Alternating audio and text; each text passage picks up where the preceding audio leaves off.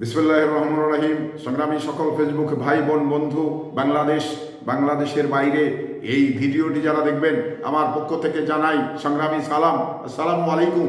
সংগ্রামী উপস্থিতি, আমাদের এই রাজশাহী শহরে যে সমস্ত এই লিটনের আমলে স্থাপনাগুলো তৈরি করা হয়েছে, আপনারা তার ভিতরে দেখতে পাবেন যে বেন্দুর মোড়ে যে মানে শহীদ মিনার নির্মাণ করা হয়েছে, তা এই লিটনের বাবার নামে নির্মাণ করা হয়েছে। আপনার ওটা প্রথমত যেটা করা হয়েছিল সেটা পছন্দ না হওয়ার কারণে পরবর্তী সময় কিন্তু আবার সেই স্তম্ভ করা হয়েছে। তো আমরা এবং কয়েকটি স্কুল তার বাবার নামে করা হয়েছে, কয়েকটি মানে প্রতিষ্ঠান তার বাবার নামে করেছেন। কিন্তু এবারে লিটন মনে করেছিল যে তার মানে ক্ষমতায় দাপটে প্রত্যেকটি গোটা রাজশাহী শহরকে তার বাবার নামে নামকরণ করা হয়েছিল।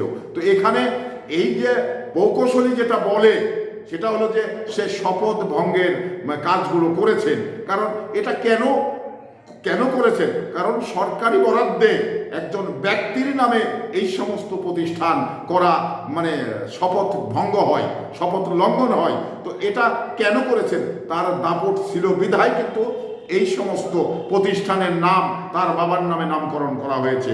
তো সম্মানিত উপস্থিতি, আমরা এটা রিটার্ন করতে পারতেন, সেটা হলো তার নিজের নিজস্ব অর্থায়নে যদি এই সমস্ত প্রতিষ্ঠানগুলো করতেন, তাহলে সেখানে তার নাম ব্যবহার করা ঠিক ছিল। কিন্তু এটা রাষ্ট্রীয় অর্থে যখন এগুলো এগুলো নির্মাণ করা হয়েছে, তাহলে এটা শপথ লঙ্ঘন মানে একটি কাজ উনি করেছেন। কিন্তু এখানে প্রকৌশলী যেটা বলছেন, এটা তার কথা হয়তো শুনেননি। ক্ষমতায় ছিল, ক্ষমতার দাপটে সমস্ত বিষয়গুলো একেবারে দ্রুত পাশ করা হয়েছে। হয়তো অনেকেই লিটন ভেবেছেন যে এই সমস্ত আমার বাবার নামে যদি বরাদ্দগুলো নিয়ে আসি, তাহলে দ্রুত হয়তো পাশ করা যাবে, দ্রুত পাশ করে দিবে। কারণ আপনি জানেন যে হাসিনা আর এই যে চার নেতার ছেলে হলো লিটন, তো এখানে কামরুজ্জামান লিটনের নামে যদি কোনো প্রকল্প যায়, কোনো বরাদ্দ চাওয়া যায়, তাহলে এটা দ্রুত হবে, এটাই তো স্বাভাবিক। আর এটাই কিন্তু লিটন কাজে লাগিয়ে নিয়েছে। কারণ অধিক বরাদ্দ নিয়ে আসতে যেটা ব্যবহার করা লাগে, যে কায়দা কৌশল করা লাগে, সেটাই কিন্তু লিটন করেছেন। আর এই ক্ষমতায় থাকার কারণে এই দাপট দেখিয়ে গোটা রাজশাহী শহরটাকে তার মানে বাবার পৈতৃক সম্পত্তি মনে করেছেন, সে মানে নিজের সম্পত্তি মনে করেছেন, যে কারণে তার বড় বড় প্রতিষ্ঠানগুলো, বড় বড় মানে স্থাপনাগুলো তার বাবার নামে নামকরণ করা হয়েছে। এটা আমি মনে করি যে ক্ষমতার অপব্যবহার করেছে। কারণ সিটি কর্পোরেশনে উনি মেয়রের দায়িত্ব ছিলেন, এটা যেমন সঠিক, তেমনিভাবে এই সমস্ত কাজগুলো কিন্তু উনি করতে পারেন না। কারণ ওনার এই জনপ্রতিনিধি আইনে এই ধরনের কথা কখনো বলা নেই।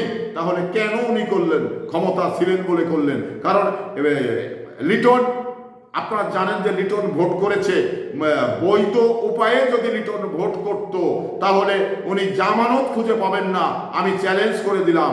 কারণ রাজশাহীতে মানে টোটাল রাজশাহী শহরেই বিএনপির এত শক্ত অবস্থান, যা আওয়ামী লীগের কোনো প্রার্থী যদি নির্বাচনে প্রতিদ্বন্দ্বী করে, সেই আওয়ামী লীগের প্রার্থীর জামানত খুঁজে পাওয়া যায় না।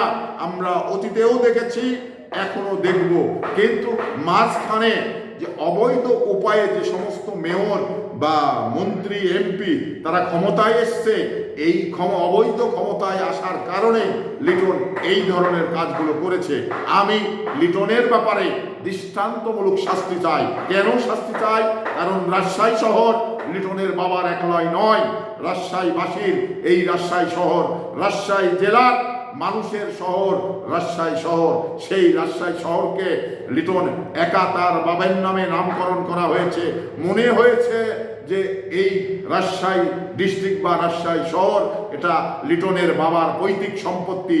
কোনো ব্যক্তির পৈতৃক সম্পত্তি ক্ষমতা থাকলেই পৈতৃক সম্পত্তি মনে করতে হবে, এটা কোনো বিধান নেই।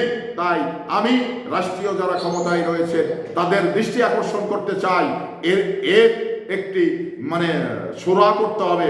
এই বিষয়গুলো মামলা করে তাকে আইনের আওতায় এনে তার চরম শাস্তির ব্যবস্থা করতে হবে।